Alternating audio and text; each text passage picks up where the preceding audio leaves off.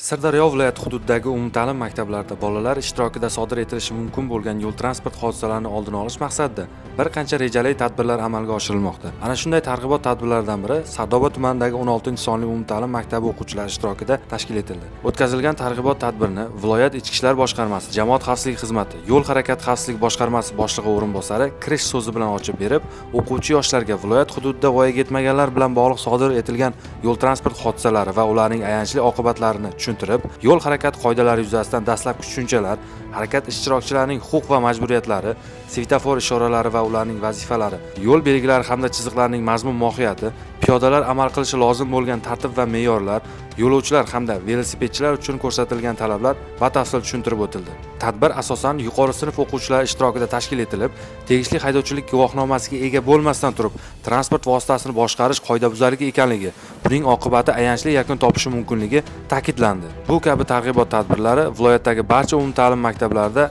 jadallik bilan davom ettirilmoqda.